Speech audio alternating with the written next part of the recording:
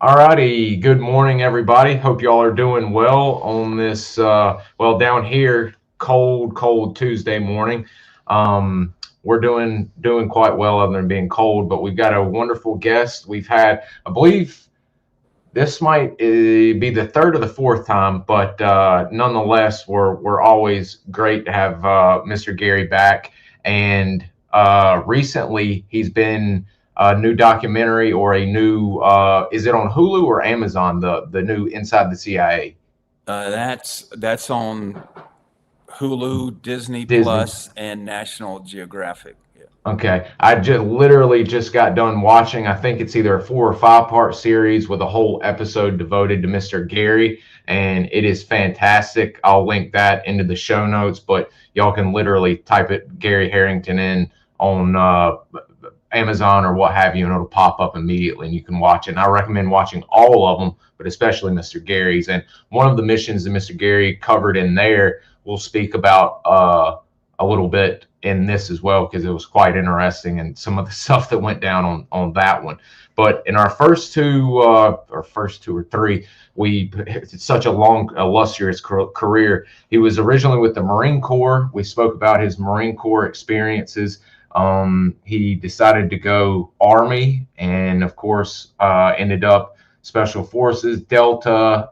We covered some stuff on Tora Bora.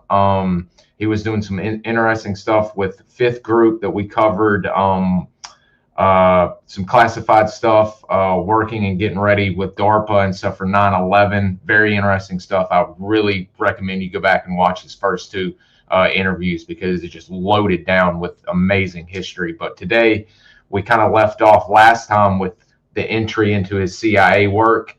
So we're going to begin right there and go real deep here this morning. So I think we'll start off and just go ahead and hand it off to Mr. Gary and let him tell us a little bit how he originally came in contact with the CIA and began from there. So, Mr. Gary, thank you for joining us, and the floor is yours, sir. Hey, thanks, Bud. Great to be here again. Yeah, and just a shout out for that series Inside the CIA that we did with Big Media and Breaklight Pictures. There are actually 8 episodes, and they're all fantastic.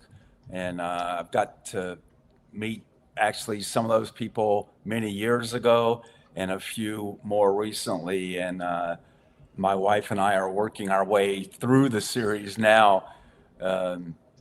It's quite interesting. And I think my episode is like the last one, but it's a great series. It is, and I've just read right here that yes, National Geographic documentary series streaming on Disney Plus covers the life of espionage missions through interviews with former officers and on the hunt for Bin Laden and other personal sacrifices of service. And it's fantastic, fantastic. So after this, I recommend y'all go watch that. But go ahead, Yeah. Mr. Gary. Sorry about Well, that. and so my association with the Army or with the CIA started in the Army. I think we talked the last time we talked some months ago. Uh, I started doing projects in the Middle East that were um, where I was like the first SF person to go utilize some new capabilities, and did that in Yemen and later Kuwait.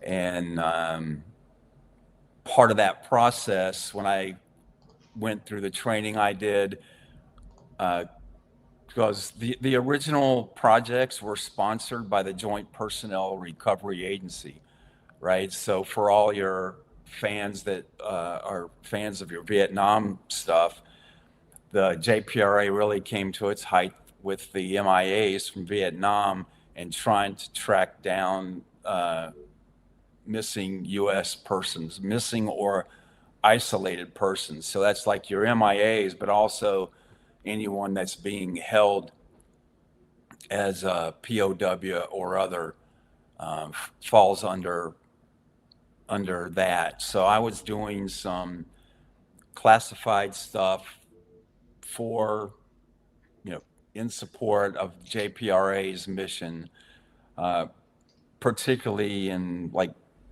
setting up networks, kind of like the old OSS did in France for downed pilots or air crew and stuff in war zones or countries that are denied, where we can't get in. So, so as part of that training, I went around to DIA, went to CIA, met them. Of course, I got all the read-ons and stuff that I needed to be able to look at all types of traffic when I was overseas working, right? So that means I could look at the signals intelligence and the human intelligence and all to help me do my job. And as part of that, right, you have to make sure you coordinate with the lead intelligence personnel in any given country, and generally that's going to be right the agency. So I started when I went to places where I would have to at least keep people informed of what I was doing and seek guidance and advice from those people who are experienced at that, right? I'd been a Marine and a soldier, so there are a lot of equities. It's these days, everybody and his brother in JSOC and SF and everywhere else are trying to to collect intelligence, whether that's against terrorists or whoever in various countries. Well, you can imagine that would be easy for people to step on each other's toes.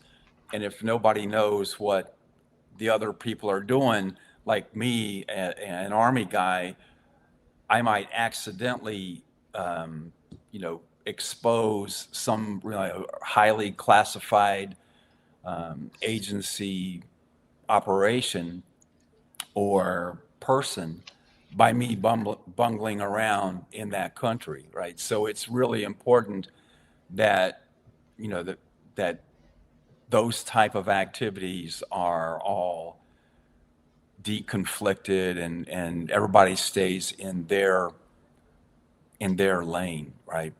While you're out there trying to do stuff like that.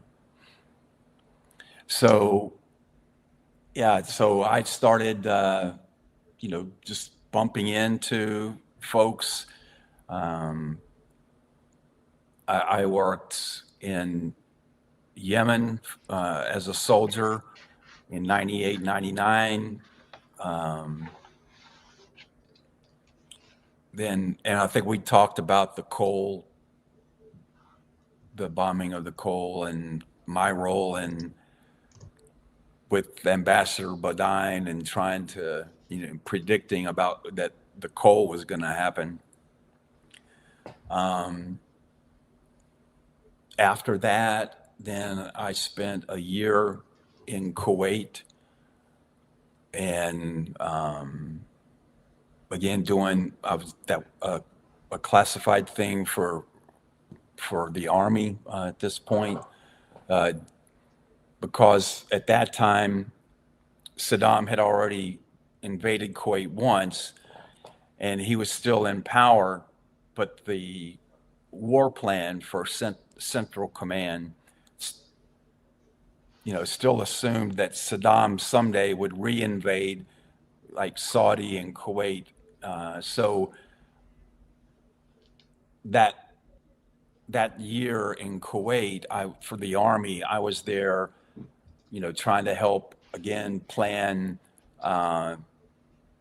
put in place networks and stuff that if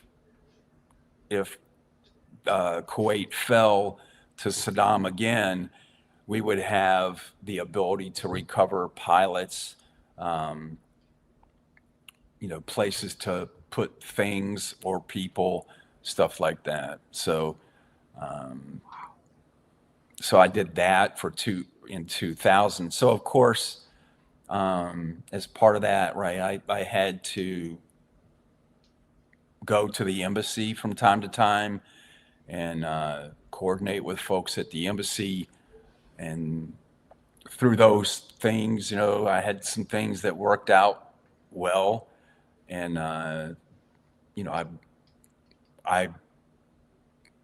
started becoming known in those circles. But I'd already, if we go back to 2001 and 2, on the CIA's paramilitary side, those folks knew me because I served with a lot of them before in Special Forces or the Marine Corps. And then I was on their teams. So on the CIA's paramilitary side, SAD, it used to be called, I had a lot of friends and I was known from 2001 and 2 there. Into, like from 98 on, then I started getting known on the other side of the house, which are the folks that are core collectors, not on the paramilitary side. So, it started I just got known on that side. So, so all that was going on before I came back to the States. And so that's when I got, I guess, my introduction to folks in the agency, and the agency got somewhat comfortable with me. Then, of course, I came back to the States. 9/11 happens. I think I had that a little bit out of order when I just said, then is when I went in and was on those teams we talked about in Tora Bora and all those jawbreaker teams. And I came out of Afghanistan 2002. And by that time, based on that other experience from 98 through 2000, I had been asked for, the agency had asked if they could get me assigned to them, to do some preparation stuff in the lead up to the Iraq War. So this time, the Army went through the legal process to transfer me to operational control and legal control of the agency. So that's beginning in 2002 through 2004.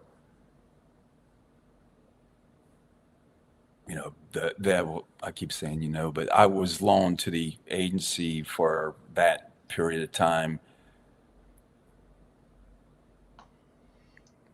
And what did I do during that? So during the day, I worked in an embassy, and then a night a week, maybe on average, maybe sometimes twice, maybe sometimes it'd be 2 weeks and I only went once. In the evening, I would go to the border with Iraq. And then my job was to handle the tactical part of bringing in Iraqis that were reporting, low-level stuff like locations of Iraqi military units, looking for scuds. Where are the scuds? It's sometime during that time, Iraq's, it's we weren't at war yet in 2002, but things were escalating. The U.S. was flying planes over Iraq. Iraq was shooting Scud missiles back, towards us. Excuse me. So the agency and the regular operations officers, case officers that run cases were debriefing Iraqis and tasking them to get information to help set up, in the run up to the war. My job was to run the tactical side of getting to where you could get this Iraqi, getting them out of Iraq, past this UN zone where there were not supposed to be any U.S. or Iraqi soldiers in this UN zone that was like 10 kilometers wide. It was supposed to be just like border customs and border patrol stuff, and there were UN observers there. So I went with a handful of local cops. They weren't trained in military. They were, to be honest, quite inept. The reason I'd been brought in was because those cops wearing a dish dasha, and if viewers don't know what a dish dasha is, that's that some countries call them a thobe. It's the long gown type thing that an Arab male wears. And these cops were wearing those and carrying a .38 revolver on them, running around on the border, and they walked into an ambush. A couple of them got killed. Just underprepared, undermanned, underarmed, out of their league. So that's why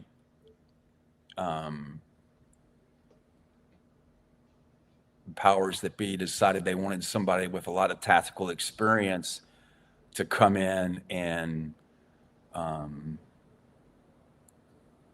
run that tactical portion to keep people safe. So that's what I was brought in for. So we would hide from the UN and go to places to meet an Iraqi coming across the border, and then take him back to a place where those the appropriate intelligence officers could debrief them and then task them. And then my job would be to take them back to get them back in the border. Again, that was me, and had about 6 or so local cops.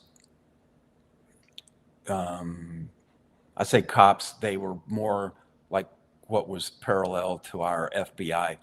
When I say parallel, I don't mean equal. They were not equal, but they were not just local cops. They were more like the federal cops. And there was one case officer, real good guy named Lee, who he didn't have any tactical experience, right? That was way out of norm for him. But he was the person that I answered to immediately. And I would take him with myself and those other guys. So in starting sometime after mid 2002, probably in that fall and winter, we were doing that as everything started building up and U.S. forces started coming in. Everybody's getting ready for the Iraq War to start. I recall that the chief where I was called me in. He said, because I'm just the Army guy, right? I'm just there alone. And he said, okay, look, when you when anybody leaves the house there where they're protected, you're in charge and I'm holding you responsible. He said, here's your instructions. Don't get anybody killed. Don't get caught by the UN, and don't accidentally start war with Iraq until the president says it's time. So yeah, I always think that's funny, in retrospect, because every time we went out, the whole reason I was there was because there's a chance to get somebody killed. There's a chance to get caught by the UN. And if there's a chance, we could run across Iraqis and, end up getting in a shootout with Iraqis, and which could accidentally start the war. So I thought that was funny. But, and then eventually, right, 2003, the war starts. By this time, a whole bunch of service people have arrived in the northern desert of the country I was in. The U.S. military had all these camps they built, they launched out of. And after that, as things are moving, I started going into Iraq, fly in. Once I took a senior, that was another funny story, because there was a senior agency official that had been waiting to get into Iraq. He had been the last chief in Iraq before we got pushed out and relations went bad. So they've been waiting, and they had a security detail, the guys they call GRS in the agency, to take him. And they thought that he would go in from another country. That would be the first chance he got. And so he had a whole security team ready to take him in.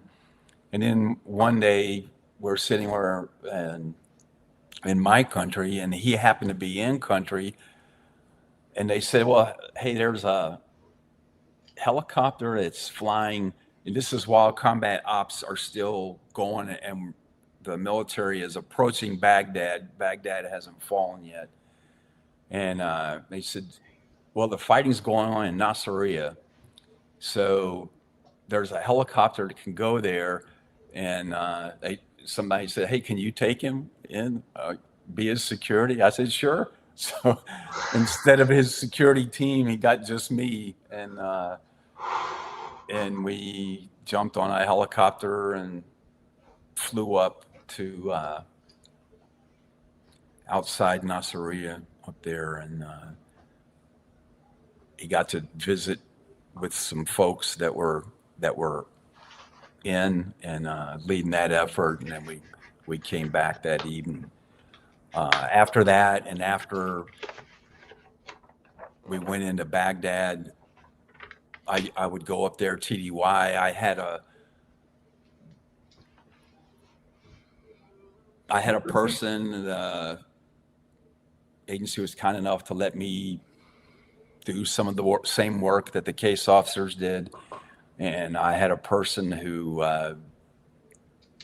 was up in Baghdad, and so I would go up there from time to time and do some ops in Baghdad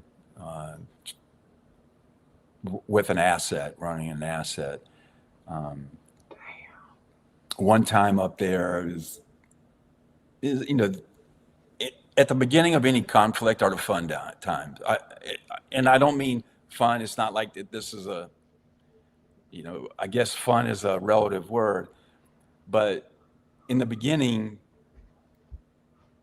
there aren't that many rules, and it's kind of like cowboy days. You can do, it's whatever can you dream of an op you can do. So that's how it was in Afghanistan.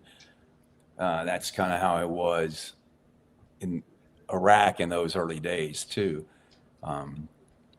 There was once, and I hope I'm not repeating myself on another story that we told in another episode, but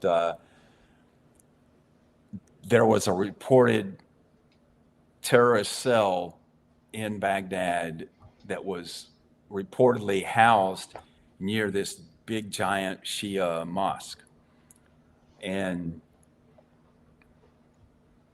a SEAL and I decided that we would try to do a drive-by to see if we could pinpoint where this was. We knew about where it was, and it was just a general description of a particular building at a corner by this mosque. So we jumped in a rusted out Toyota Corolla, and we're driving. We had a camera up on the dash. We had our rifles.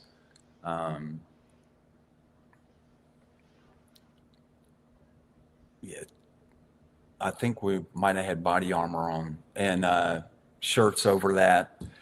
And we're driving around, and I was driving. And as we tried to near the big shrine, the Shia shrine, that area, it seemed like, well, one street was blocked off. So I backed off, approached from another way, and that street was blocked off. You know, I backed around, just started doing a clover leaf around where that where the big shrine and mosque was, to get in.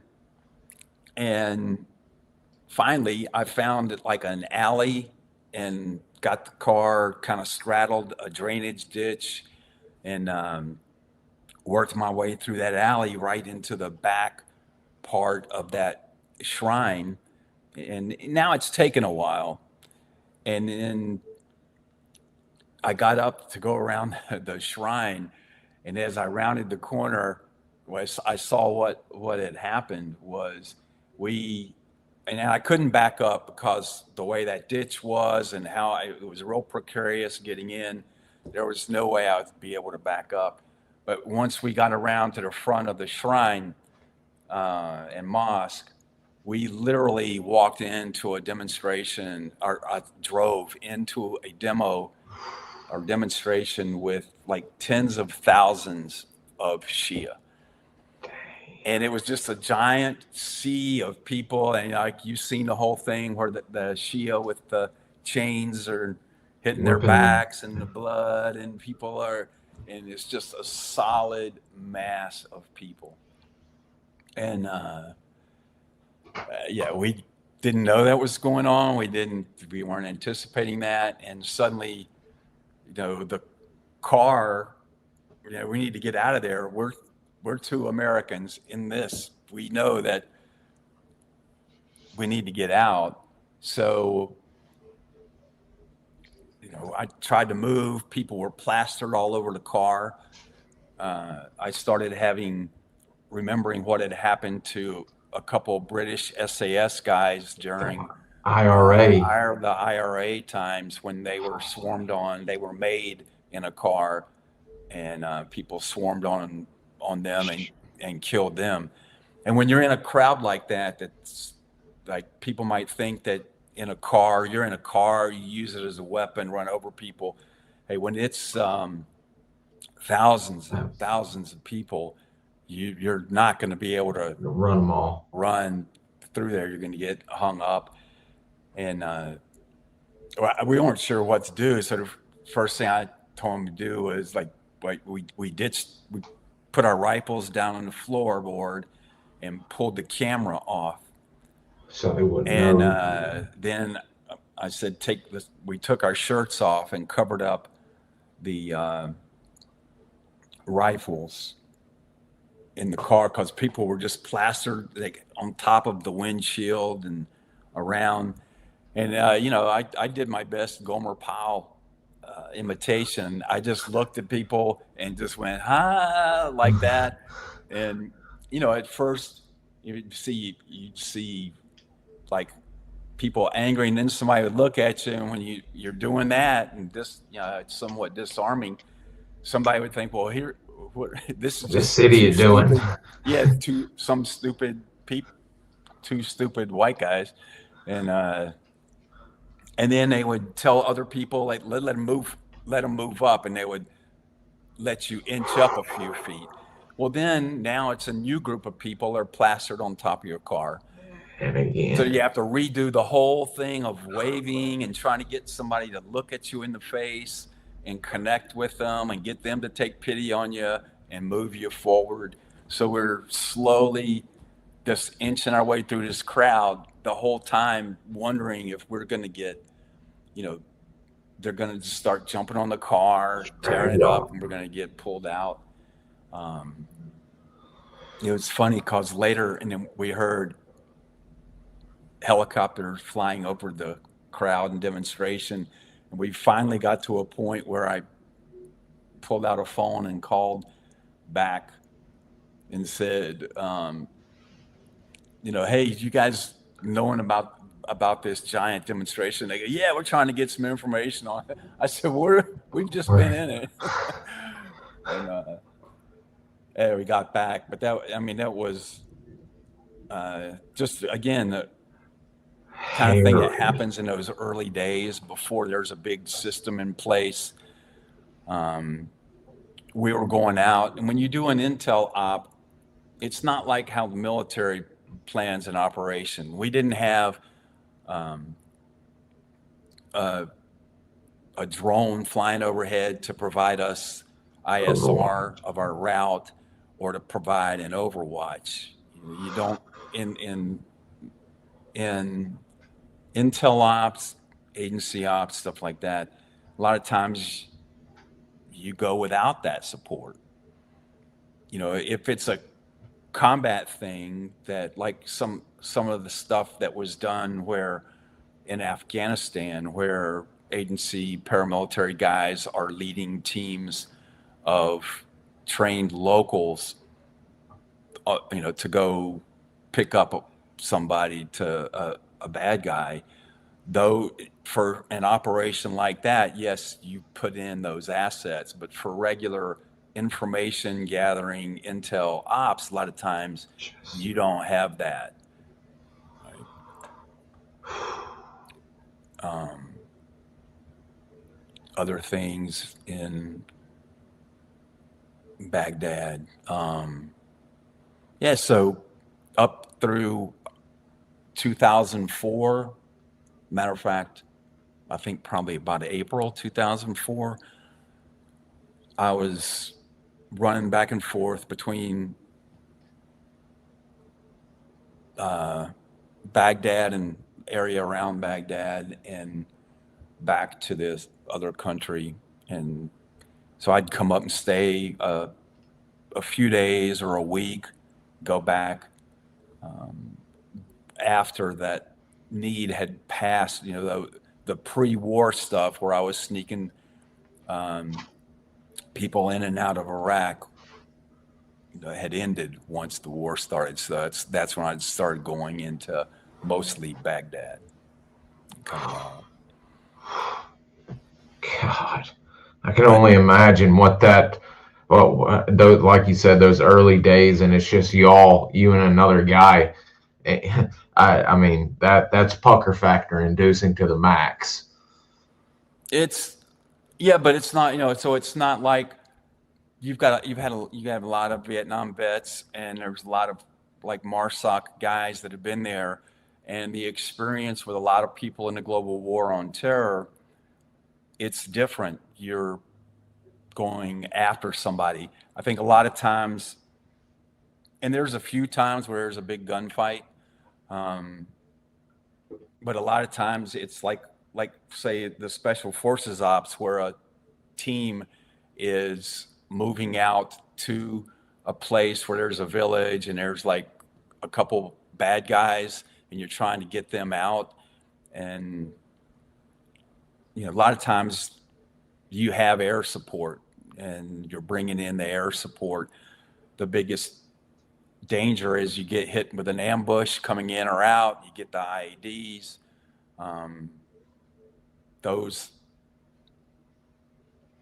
yeah, it's that kind of op. So that you're depending on firepower for those. And these other intel ops, your job is your purpose is not to get in a gunfight.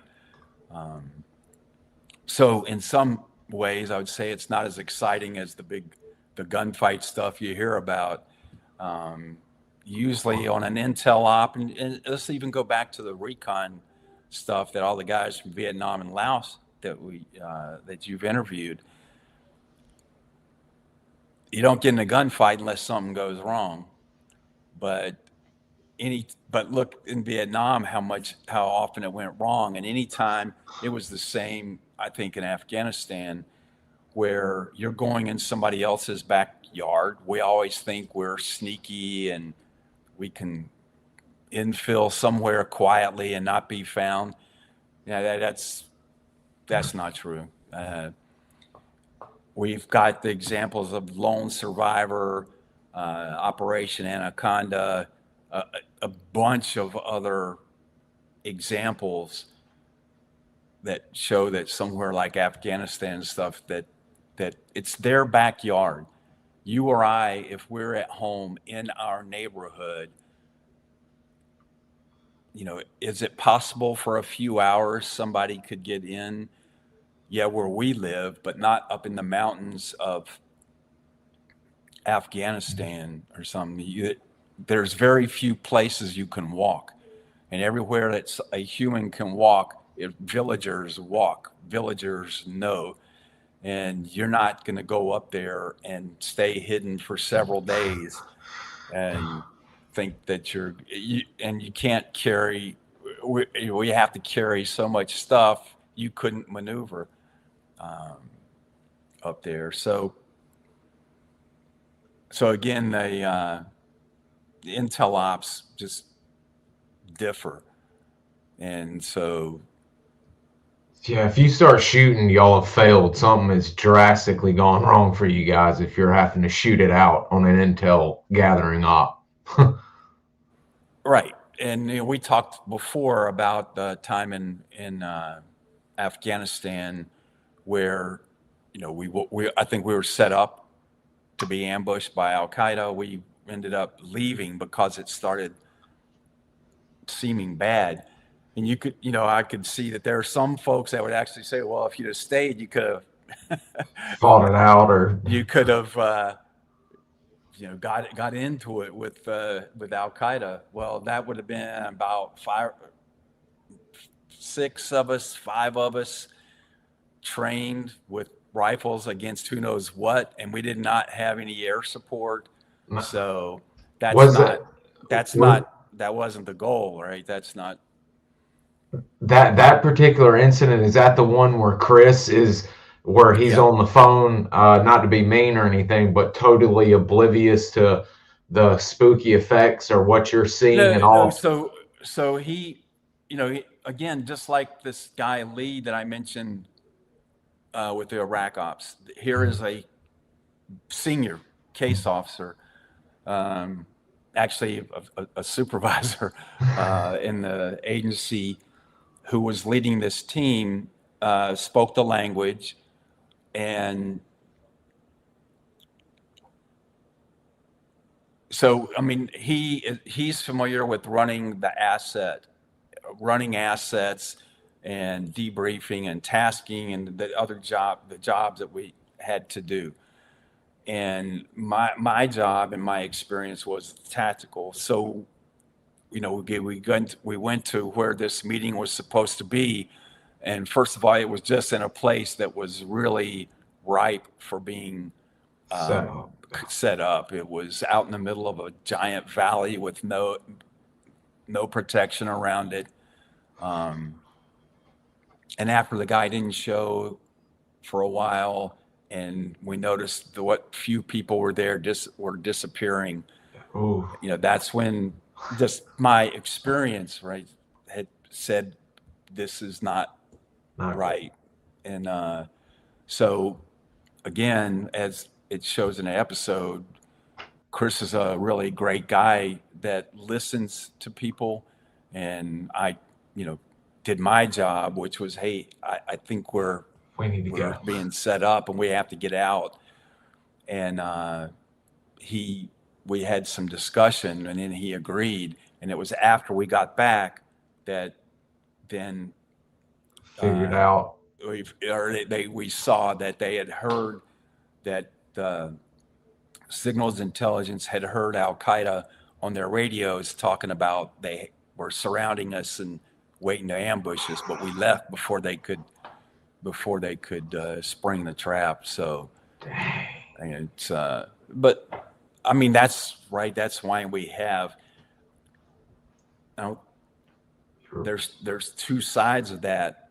All through Afghanistan and a lot of other wars, you have regular ops case officers that know how to run assets and cases.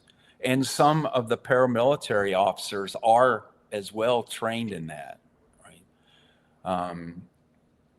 But they're often leading that team, and then they have either paramilitary guys, generally, that are there that provide that tactical support. You know, and it's a team. You need both of those sides working together to get the information. So, Man. So for those 2 years, 2002 through 2004, I was loaned to the agency. They liked me well enough and had tested me at doing the regular case officer stuff that they, suggested, why don't you apply to come into the agency? So I did. I made a choice not to go to the paramilitary side, the SAD at the time, it was SAD at the time. But to try, I was already 49, I think, at that point, and I didn't want to go to the paramilitary side, and I felt that I was at the peak of my game physically, but I did not, to start a new career and look at, I'm going to be on the tail end side of that. I chose to be one of those officers like Chris and Lee and the other people that I worked with, where you could, your job was to run assets, collect the information, and live that way. I'd made my 20-something years profession of carrying a gun, and I just thought it was time to move on to something different where I could still serve my country and have fun. I mean, let's be honest, it's exciting and a lot of adventure. You get to go play. You get paid to go somewhere and play like you're a guy in all those movies we watched and TV shows as kids. And so living out your wildest fantasies. Yeah. It was your chance to try to live that out.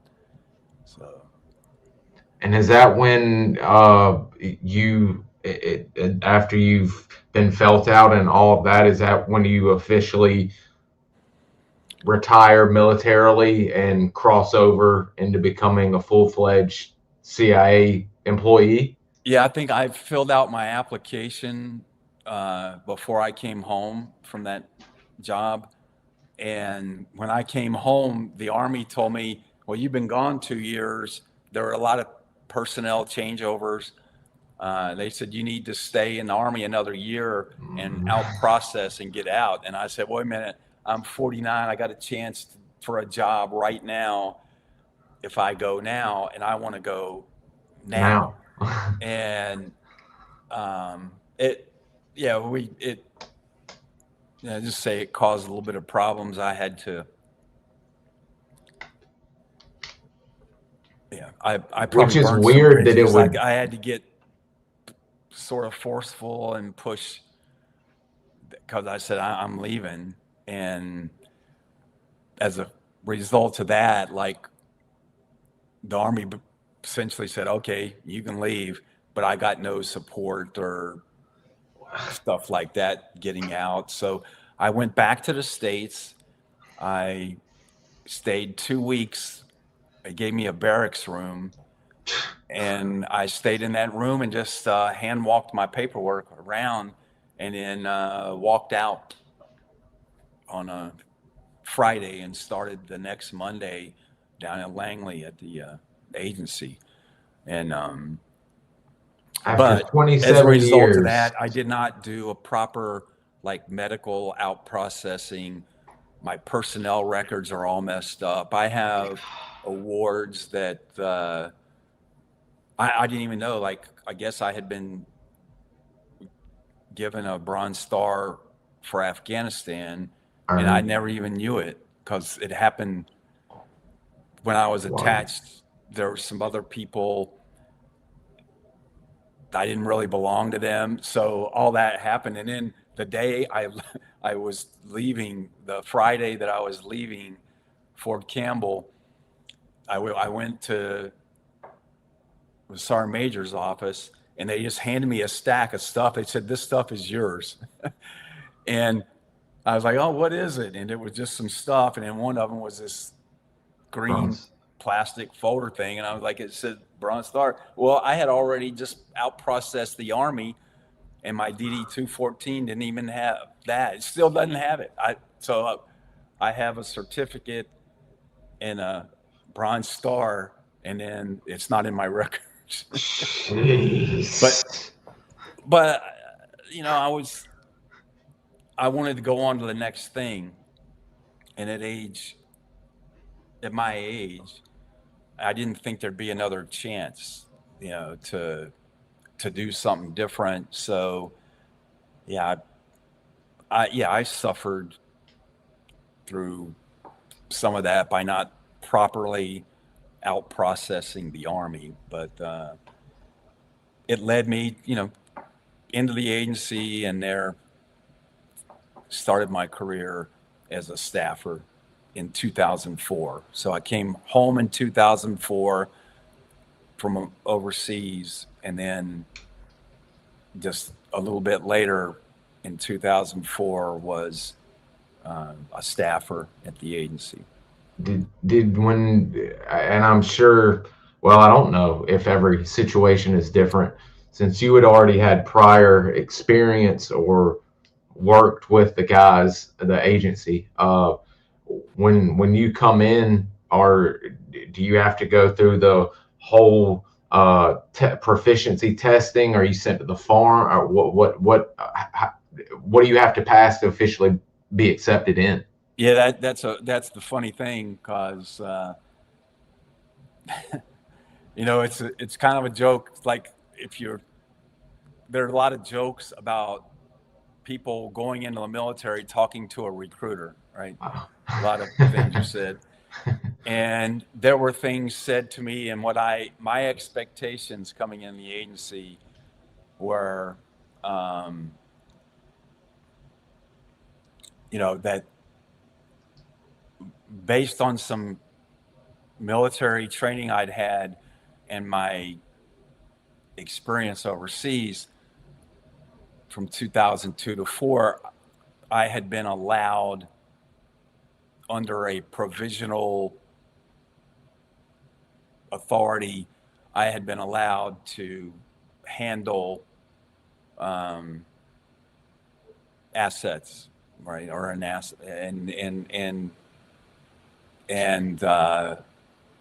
and recruit. So I thought that I'm stamped, I'm good to go. I'm going to step into the agency and just start off right up from the bat running. And I got there, and then what it was then they said, no, you can't even be an operations officer. We don't accept your you know, what your training does not qualify you for that. So you have to start out as an ops support officer. The acronym is SOO, like on the CIA website and all. And that's the person that sits in the headquarters. And when people out in the field are writing their cables back in to headquarters because permissions, guidance, uh, milestones in a case that you're trying to pursue towards recruitment or whatever, all those are handled by desk officers back in headquarters. And so I was one of those, and I was assigned to the Iraq ops. Yes. And yeah, that for me, that was a big change because I had a hard enough time when I was working out of the embassy for the last 2 years that a lot of the job of somebody in the agency is typing. I'd never had typing in my life. I never typed in high school, never had a course. Whatever hunting, pecking I did literally was the 2-finger hunt and peck thing that's, so I struggled. And this new job required a lot of that. And it would take me, way many times longer than other people to get the written part right. Using databases was new to me. Just doing your work on a computer was new to me. I had to do a lot of that those previous 2 years when I'd been loaned. And I used to laugh because I would try not to curse, but I'd be sitting there at the computer. And at first I would still use some of the language I use in the military, but then I learned, okay, no, but I would just growl. And then I would get frustrated because I'm trying real hard and then would have something go wrong on the computer and growl. And then you'd see people's shoulders shaking as they're laughing at me. I got a nickname while I was there as Neanderthal because they said I was a nice person to talk to, but had a little bit of a rough side, and I didn't do too well. I used to think it was funny every time you had to take a security course, on like when you're working in an agency space, there are occasional online security things you have to fill out to make sure nobody's doing that. And one of them was these questions about you doing stuff to the computer system or introducing stuff to the computer system, maliciously. I laughed at that. I said, if you ever saw me with a computer, the only way I could hurt it's with a hammer. The rest of this, I don't know. So that job, when I started as a desk officer, it was tough. And to be honest, I'd been an action-oriented person and feeling I was going to be trapped there. My new boss told me that, hey, because I immediately said, hey, as soon as I can, I want to go to the training to be an ops officer. And she said, well, you're brand new in the agency, and there are people that have been here 8-10 years doing this job that are in line waiting for that chance. So don't hold your breath. And I was angry because I felt, I was sort of led to believe that my route was going to be quicker. And I thought, man, I'm going to be trapped. And I hate all this paperwork and meetings and filling out stuff while other people are out there doing the job, the cool stuff out front. Just for me, it was difficult to get accustomed to that. Plus, I wasn't good at it. It was frustrating to have, I couldn't understand how people in their young 20s could be talking, typing, And then you'd look on their computer and they'd have like 6 or 7 chats going with their friends at the same time. And I'm over here growling and doing this, and and there's deadlines and time, and everybody in a hurry, and so for me it was difficult. I did get lucky in that several layers up in the hierarchy there in Near East Division and in the Iraqi Ops Group were people like the bosses of my boss that knew me from, years before. Here's this project I did in this country and met this person. So now they're a senior supervisor. Or in Iraq, a couple of times I took groups of people and escorted them into Iraq. And some of those people were fairly senior in the agency.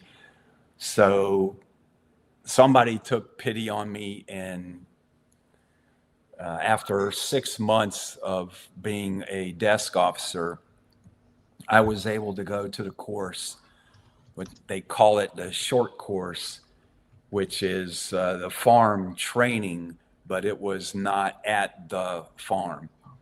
Now, the problem with that, and they had to sort of make an exception to get me into that, is that is made for experienced personnel. So you, by that time, should know the agency systems real well, cable writing real well, how things work, so that you build on that experience and just add the operational aspect.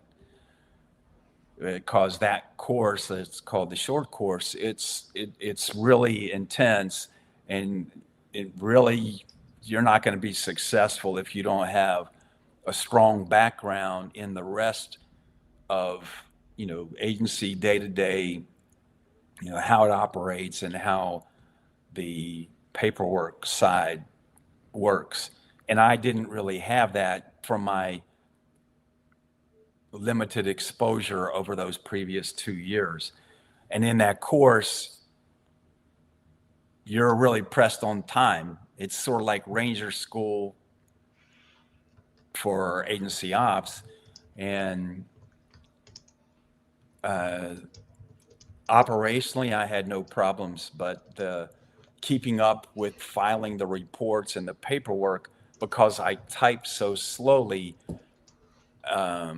and had problems dealing with databases and stuff, killed me. And matter of fact, to make it through that course, I would go in as soon as they let us in, and then I would stay until they kicked me out at night because I couldn't type. Like, other people actually had a life.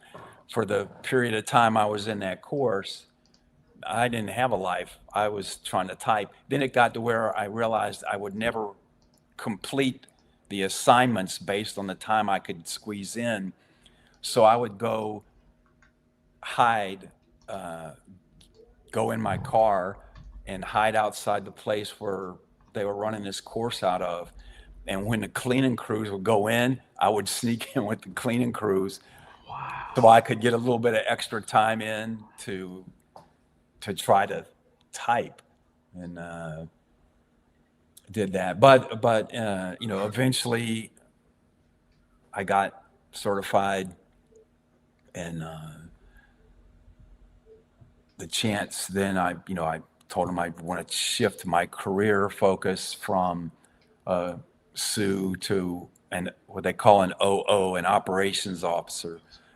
And then, right after I graduated, I thought I was going to an embassy in a Middle Eastern country, but then I got called into the personnel office, and they said, "Congratulations on graduating, and you're going to Afghanistan, not this other place." So I said, "Well, I already did Afghanistan, and I've done Iraq. I need a regular place." And because I didn't go to the paramilitary side for a reason.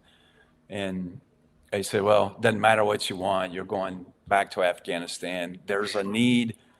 And, I found out later a former Marine I worked with was the guy in charge, and he and I also worked together. So we worked some together in Afghanistan, 2001 and 2, and we worked together doing Iraq stuff while I was loaned to the agency in 2 or 3. So yeah, I was honored to go out there because they had a big need out there. So I was happy to go out. And this was 2005. So I think I showed up to Afghanistan as this time a staffer in the agency. I showed up back to the old Ariana Hotel where I had been when we opened it up and started in 2001. And, of course, now it was a little bit different. And so I showed up there, in probably August or so of 2005. Wow. So I was lucky. Somebody I'd been a Marine with and had been in Afghanistan with and had been in Iraq with was my first chief there. So, I hit the ground running and did things that you would do in a war zone. The ops you do in a war zone differ a lot, and the environment differs than it does a regular embassy environment. And then the chiefs in those times stayed a year. So his time came to an end and he rotated out. Well, he was replaced by the guy named Chris, who had been the team leader for back in the time where we walked out of that ambush. So he knew me from then. Oh. And he was a good, many layers above me in the chain, but a good mentor to me. And I think it's odd because I didn't realize that the things I was doing at that time were different than the things that the other case officers were doing. And the reason why was because the two people that I had been in combat with them, and my time in the agency so far, when I was detailed, of course, I'm doing tactical stuff. And now nobody's set me down and told me that, well, things work different for a case officer. I understood, that somebody else's job was the tactical and mine was collect intel. But I didn't know some of the other things about who you could be with and stuff like that. So I just did like I had before and planned ops and did ops with the paramilitary guys, which I didn't know that unless you're a paramilitary officer, you can't go out on Paramilitary raids. On paramilitary ops. And they were kind. The guys in the paramilitary were really kind to me and generous that they let me plan ops, and they,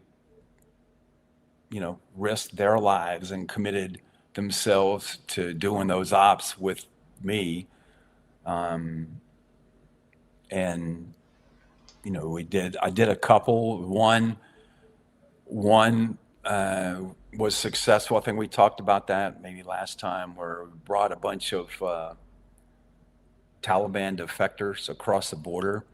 Oh, yes. And yes. that one was featured in that Netflix show, the Spy Ops. Yes, and, great series. And then we did a second one that, based off the success of that one, we tried the one which is now featured in this Inside CIA episode where we tried to get a person off the most wanted list. We had been told he would be willing to at least discuss defecting to us, to me, to whatever. So the paramilitary guys and I planned an op to go to a really remote place, big, strong Al-Qaeda presence, Taliban presence, to try to meet this guy and bring him across the border. So that's the part of the story that's depicted in that episode of Inside the CIA. And it's very interesting. It seems like from start to finish. I mean, that's some real. Seems like the only kind of stuff that you'd be able to do being a CIA officer. It's. I won't ruin it too much for everybody, but I mean, it's. They're out there alone again, having to travel great distances. They've got people they've got to hide from. I mean, it's crazy, and thank God they end up losing a significant person that they're needing to keep eyes and ears on, and he goes off to look for a direction or find that radio signal, and he's lost. And then thank God later on in the mission, he rides up and they meet up and everything's hunky dory. But I mean, what was that like for you? I mean, you spoke a little bit on there, but I mean, what was that like in whole, that operation for you? But, for me, it was like the circle had come back around. What was it? I think at the time, 5 years before, whatever, early 2002, that we walked out of that Al-Qaeda ambush. Well, now here we are, and it's 2006 or maybe 7. And now I'm the team leader. And now I have a handful of paramilitary guys that are tactical guys. And now they advise me, but I have to make the call. And, we got into this situation where, time was running out. We were in a real bad place. We had to do something. And those wonderful paramilitary guys, right? They, God bless them. They they need a wheelbarrow for their cojones, but they, this, again, not to give away what's in the episode, but essentially this small group of us decided to go ahead and, without permission, enter Pakistan to go recover an Afghan that was working with us that had become separated from us. And there are just a lot of, the biggest fear was that our time had run out. So we knew any second we could be ambushed or hit an IED. So that was the big overriding thing. The mission, I had to abort that we're going to meet this guy. And it turned into, how are we going to save everybody? And then it turned out to, well, we have one guy that's missing. And then the question is, he's an Afghan. So, there's a bit of a ethical dilemma, because your first obligation, of course, is to your U.S. personnel. Are you going to get out while you still can? Because every second you stay is another second you may never get out.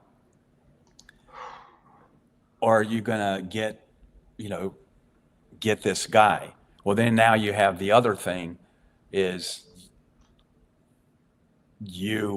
to get this guy or to look for him, you're going to have to cross an international border illegally with an armed group you're armed. So technically somebody could say you're, War.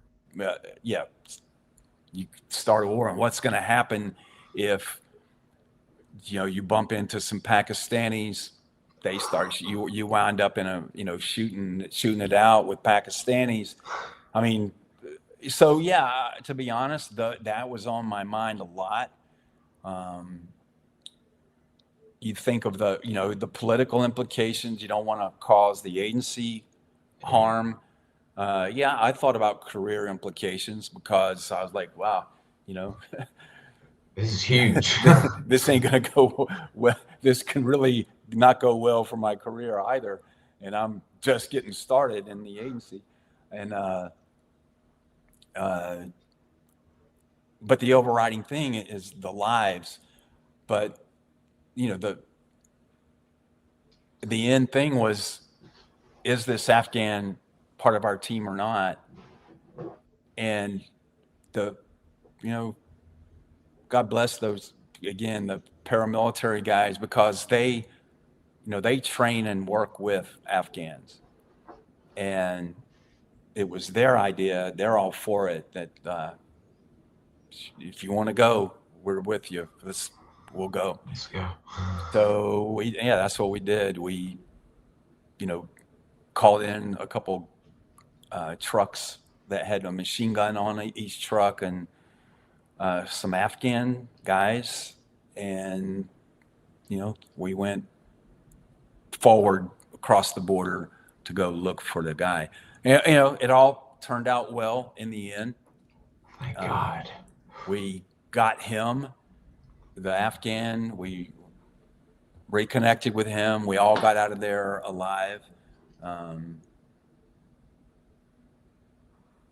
We might have left. I might have, in my report to everybody in the headquarters, I might have not have been as specific about some of the facts on the ground as I could have been, but the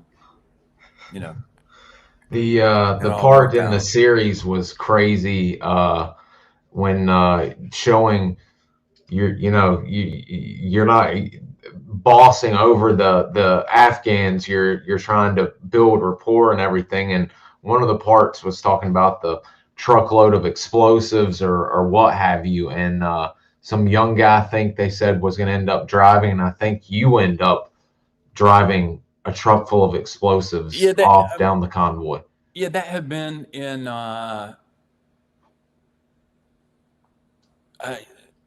I think I had just opened up Argoon in 2002, right? Because I helped open up Coast on January 2nd, and then I split off from there to open up a base called Argoon. And while we were there, we were, doing a bunch of raids of these weapons caches. And I say raid, you go. I found I was able to negotiate with the tribal leaders and get them to turn over, show me where the weapons caches were, and we were able to recover unbelievable amounts of weaponry of all kinds and sizes. And a lot of it were mines and explosives and rockets and stuff like that. So they would always load up one of those Jenga trucks, those painted up Pakistani trucks, or some other big truck. And, the thing was, the Afghans would put the two lowest guys they had in that truck to drive it, because some of those explosives were unstable and protective. The things that block the detonating device were gone and stuff like that. And my experience from years before in Yemen was a truck like that with two Yemenis in it. This was disintegrated when the stuff detonated that was in the back of the truck. And the Americans, when I first started doing these things, I would go with another American or two other Americans, and some guys from the local Afghan warlord, like a handful. But then I started going where I didn't take any other Americans and stuff, and or yeah, sometimes two or three of us. But you would, to be honest, the Americans, you drive your truck far enough away that if that truck Goes. explodes, you hope that you have a couple 100 meters distance so you're not getting taken out. And yeah, just these guys, these villagers you're working with, you're so uneducated. And I think a lot of times the warlords, it was just a money thing. They're paying somebody some money. And we Americans, we care about the people that you're working with, and you invest in them. Anyway, I decided that to show these guys that we weren't just willing to write them off, that I decided one time to get out of my vehicle and climb in the cab of the explosives truck to ride with them. Yeah, it's for the two guys that were in that truck too, but yeah, it's for that handful of other Afghans to Seeing you say do that, it. this American isn't gonna like stand off and make us the expendable. He'll risk whatever we risk. And but I mean, go back to your guest from Vietnam, right? And those base camps and those recon teams. If you want somebody to risk their life for you and wholeheartedly follow you, you need to be invested in them. And it's a war zone. So, yeah, I guess I figured that, you're already willing to gamble your life. So maybe it's a little bit more chancy, an extra roll of the dice, but every once in a while you take that because it helps solidify. Who knows that one of those guys might not be a guy that, with all these, a couple hundred local warlords or local Afghans, we don't know how many of them are on the Al Qaeda payroll or Taliban payroll, that somebody decides, let's kill these Americans. There's only 8 of them, so there's several hundred of us. Let's just swarm over them at night and kill them. And maybe that guy that I got in a cab with would give me warning, or at least that's the thought. So. Yeah, and we've heard of it from Vietnam and guys we've spoken to and from the GWAT that you treat your guys well and they'll either treat you well and or lay their life down for you to out of love, respect, and that common bond built in warfare. So absolutely, It doesn't always work, right? Look at all the American soldiers and SF that were killed by one of their Afghan partners that had been turned. We don't know. Some of those they threatened your family, so you turned. They were bad from the start, or whatever reason. But those are, it's chances that you take. You can take too many of those. You can get to a point where you think nothing can touch you. So, sometimes you get to a point where you can roll a dice too many times. That happens. Yeah. So you mentioned Coast a minute ago, and some of the viewers are new or did not get a chance to see your other 2 interviews. But one guest was curious about were you around Nate Chapman much, and were you around when he passed away? Yeah. So I joined that team after I left Tora Bora and flew back to. I got back to Uzbekistan, and the Task Force Dagger commander, Colonel Mulholland, told me, hey, get back to Kabul and go to the Ariana Hotel, you're now on team Kilo to go to Coast, open up Coast. So I went there and joined up with that team, and Nate Chapman was on that team. And he was the commo guy, or one of the commo guys on that team, had been loaned to the agency. And there was another medic that had been loaned to the agency. They were both from 3rd Group. And, you know, I joined up with them. We spent a few days prepping, spent New Year's Eve 2000, you know, as we're coming to New Year 2002, we spent that in the Ariana Hotel and got ready for the infill the next morning by Hilo. And it was a really odd thing. A truck pulled up out in front of the hotel, and a major jumped out and ran up there looking for me. And so, what's up? He goes, I just got a message from the task force Dagger commander, and he said he does not want you getting on the helicopter right now to go into Coast. He wants you to wait to the second helicopter. And I didn't like it. I wasn't I wasn't happy, because I'm like, I'm going to infill with my team. And but you know, he said it's an order. And again, for me, and now for guests that weren't here before, I was not officially legally on any agency team, but there was a handshake between the task force Dagger commander and powers that be in the agency that said, okay, you guys can have, Gary will be on your team and do what you say. But so I was kind of falling into this thing of, you know, I knew that legally I didn't fall under agency rules. So it's kind of, anyway, it was a convoluted thing. But a lot of times, you know, in the heat of war on the ground, you make decisions that get things accomplished on the ground before you have time to, you know, do all the stuff to dot the I's and cross the T's. But so I did not.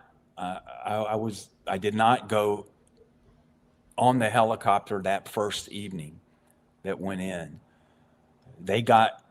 Nate and the others got in on the helicopter, spent the night, and my goal was the next morning I was going to go in on the very next helicopter. And, you know, I found out later that there had been, you know, talking to the task force Dagger commander, there had been some behind the scenes wrangling between he and the person that was leading that team, and which had caused him to hold me up, because and he still had the authority over me, right? Because I'm military. And anyway, that morning, as I'm getting ready to, you know, my backpack was already packed from the night before, getting ready, waiting for the helicopter to go, the team in Coast is riding out in their trucks on the way to meet this guy named Pasha Khan Zadran, who was,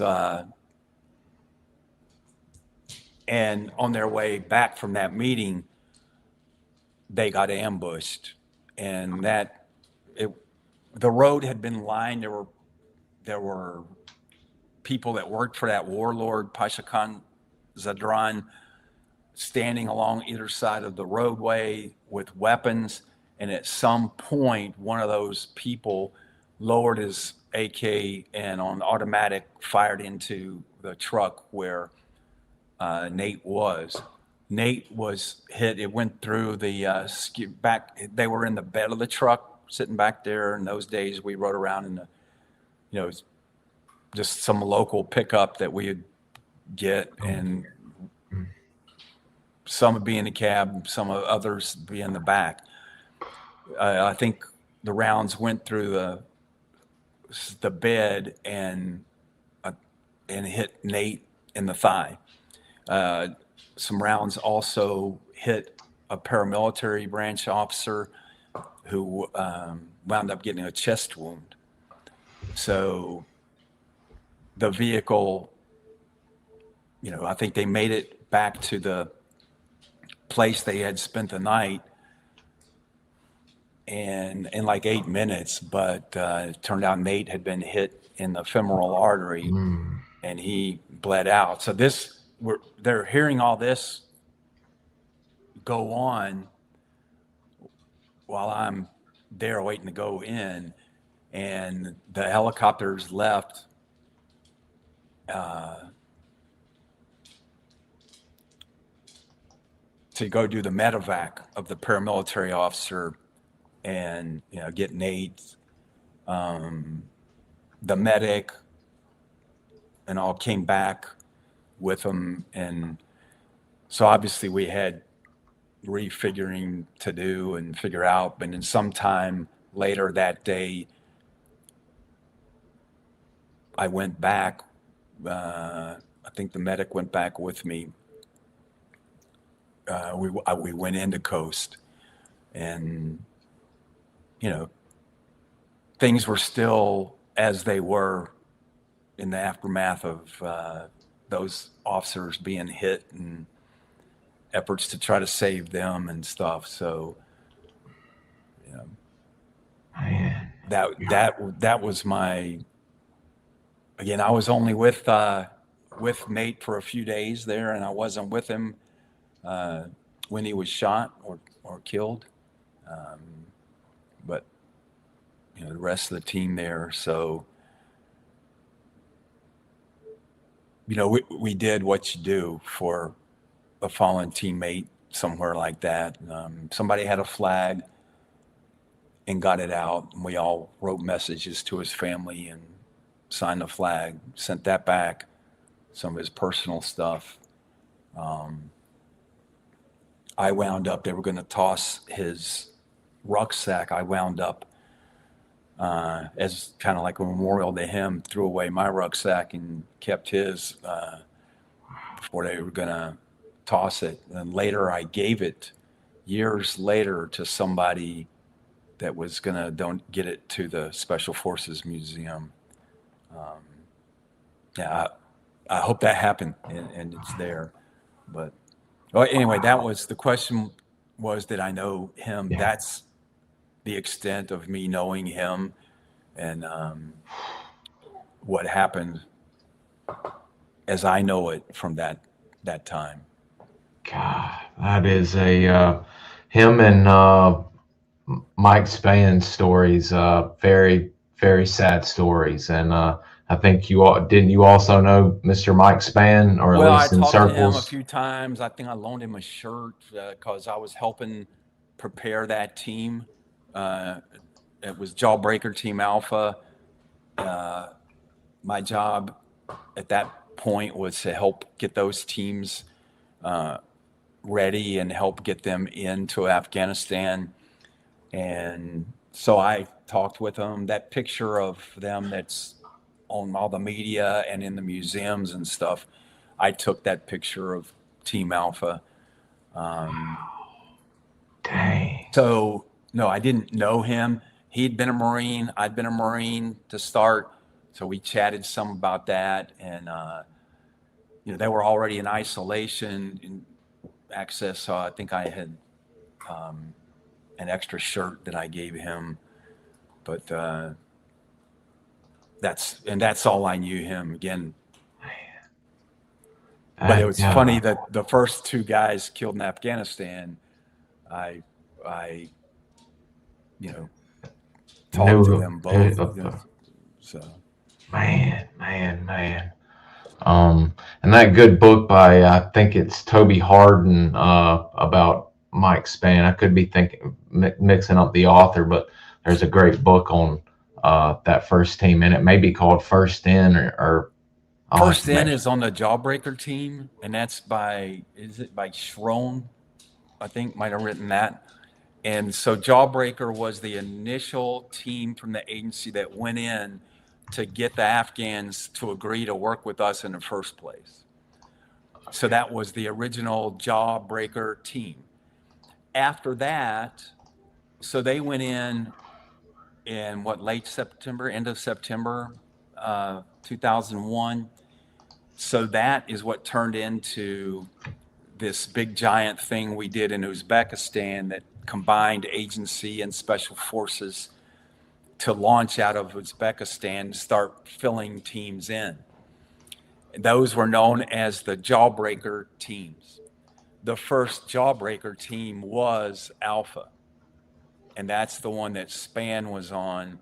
That's the one that the movie First In, the team leader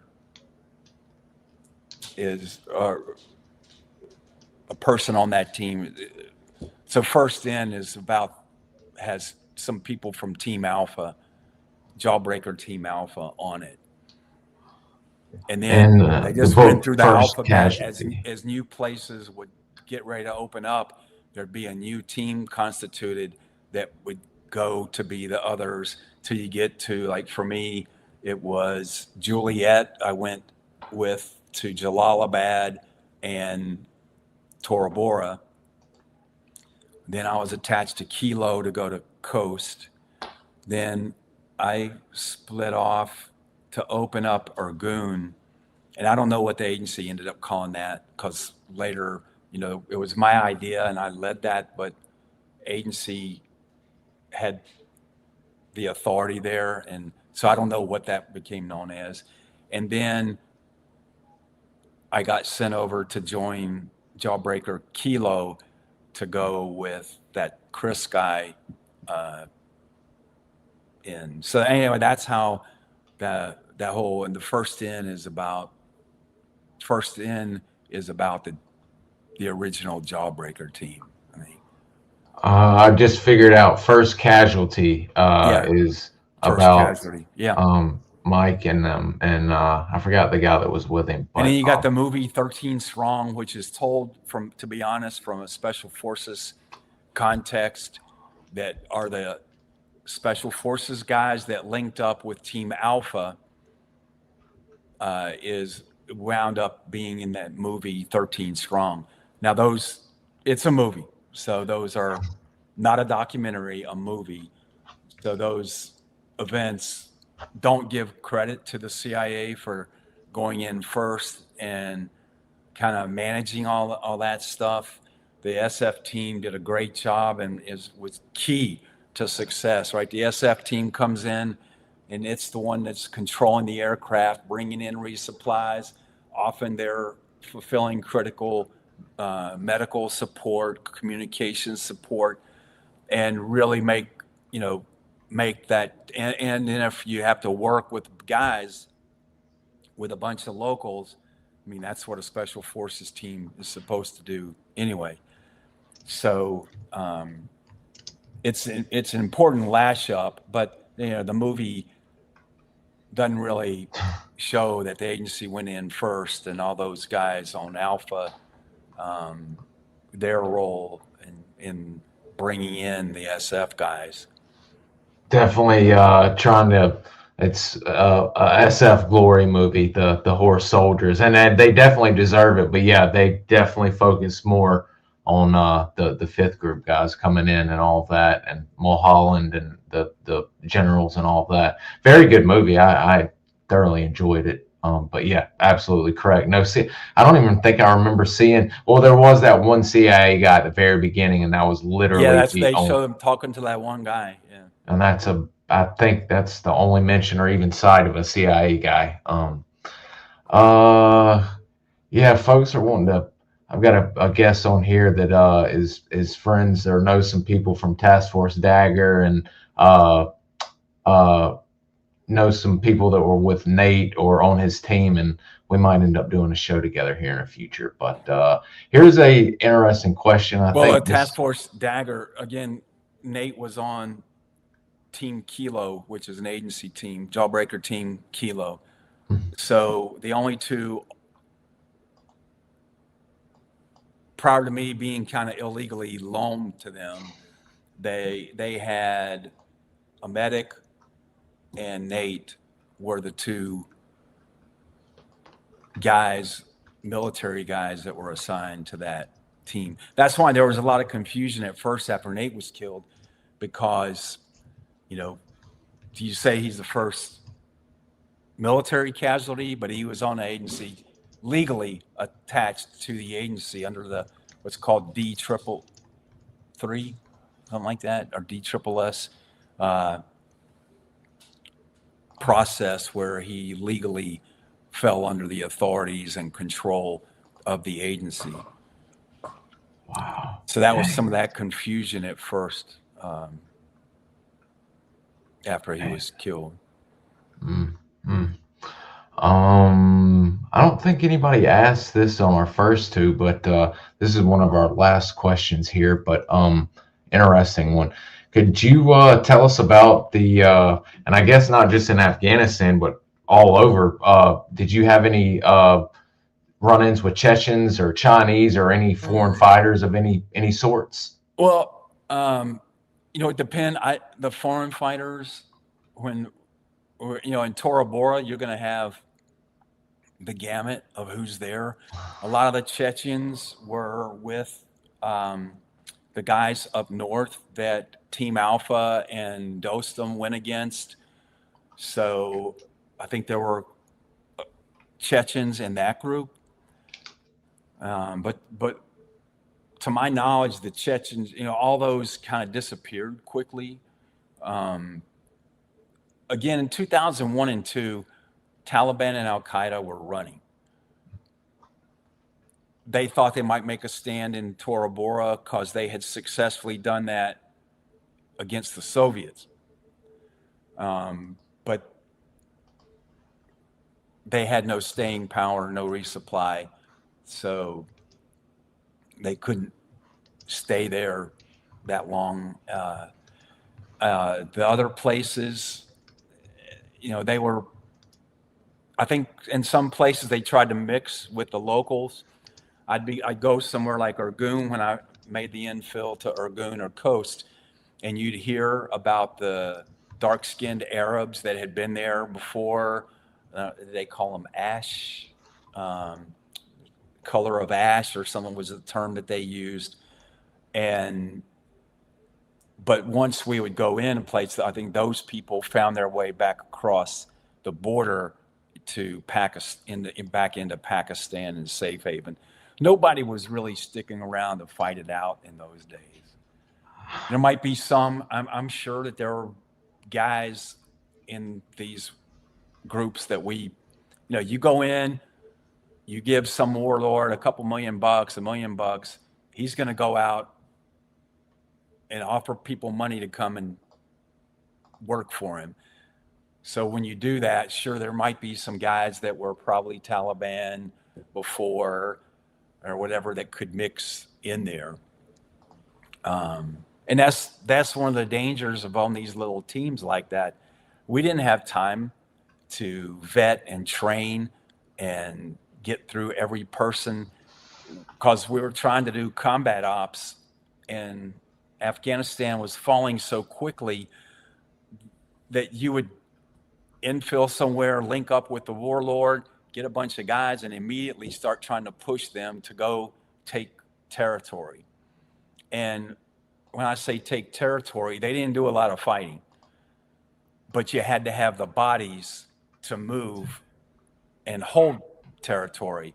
The fighting was done by the SF attached to these teams, which would call in the air power that was in literally air power from the planes that would drop the bombs that, kept them on retreat and falling back. So, there was very little chance for like up close to see about Chechens. I never saw a Chinese. Just remember that part of Afghanistan up there is right at China, and some of the people look very Asiatic like them. But I never personally ran into any, and the people that I did search in Tora Bora, five Al Qaeda guys, and all of them were of Arab descent. Wow. It was crazy growing up. I remember seeing, well, it definitely later than 01 because I was only 11, but I don't even think I can say their name. The IS, shall we say, the group IS. I remember when they had all of their redheaded Chechens and Shoshani and all of them. And I remember all of their propaganda videos popping up everywhere and people being afraid of the Chechens and all that. And I thought I remember one of our MARSOT guys talking about when he was early on in Force Recon, and when they went across them, some of them were tough, but he said he doesn't understand how they got their fierce reputation unless they had superior numbers and would overrun you and then do crazy stuff, but they'd shoot and run to get away from a firefight, he said. Well, I think the Chechen reputation grew in Russia.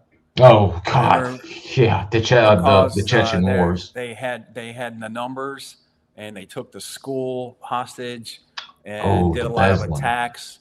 And so, their reputation was that but again, that was early in the war on terror when we were still getting used to. Nobody knew anything, so to speak. Yeah. Man. Yeah, that Beslan school massacre pops up on YouTube where people are breaking it down and all that. God almighty, what a nightmare that was. Jesus. Yeah, we've had some great questions today. And well, what about are we gonna? Where do you want to stop with the agency stuff? I figured because I've got to take care of something here in just a minute. I figured we might could put a pin right here, and then if next week or the week after, if you've got some time, my schedule's open and we can continue on if you'd like to. Whatever works with your audience, right? Mm-hmm. So I'm happy to. We can call it here and just take any remaining questions, and if there's interest, we can on another time go further. I think we've pretty much covered my first, maybe part into my second year. I ended up staying in Afghanistan 3 years straight from 2005, and then went to another country for a couple years, then came back and worked back here in the States until I left the agency. So. Oh, wow. Yeah, I think that would be a perfect stop, and then we can get a entirely whole new show together on just those pieces right there. 3 years straight in Afghanistan. That's ridiculous. Yeah, I think that'll be perfect for to go ahead and have a part 2 on this conversation if you want to. Sure. Like I said, let's go by whatever your audience says, and maybe if anybody has any specific questions or things they want to know about, they can send them ahead and we can address them. I'll make our little event today, and we'll get together on a time, and I'll set the correct time, and I'll get on Twitter and get people to watch the prior interviews and start getting us some questions in, and I'll have them ready for our part 2 of this chat. All right. I think so. I think this was the 4th, maybe. Yeah. Yes. I just looked a minute ago, and we did 3 straight in a week and then came back a week later. So this is now the 4th, and the next will be the 5th. I need to make your own playlist now, actually. But yeah, I think this will be great. This will be a perfect stopping point. We'll have a great start off point for our part two of this conversation, and we'll get to work on scheduling that here the next week or two, and we'll go from there, guys. Y'all start All getting right. some questions in and watching the prior interviews, and we'll hit all the questions y'all want to hit. So get ready for that. Let me give a final plug to watching that series Inside the CIA.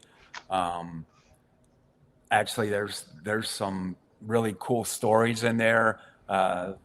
Just one of those is how about a young CIA officer woman being in Russia and being caught and arrested by the Russians in espionage in the 70s.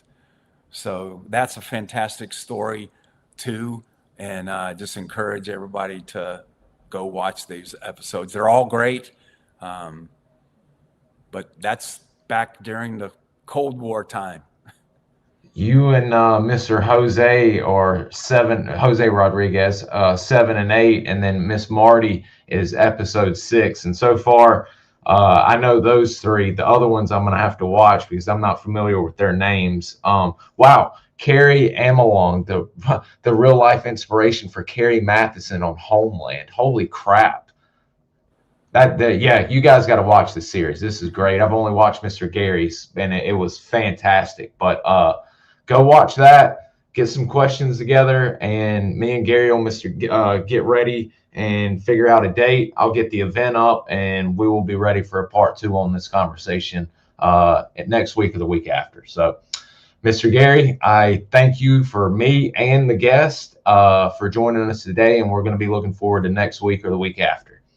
All right, bud. Peace out, man. I'll be in touch here this afternoon to see if we can check our schedules. All right. All righty. See you later.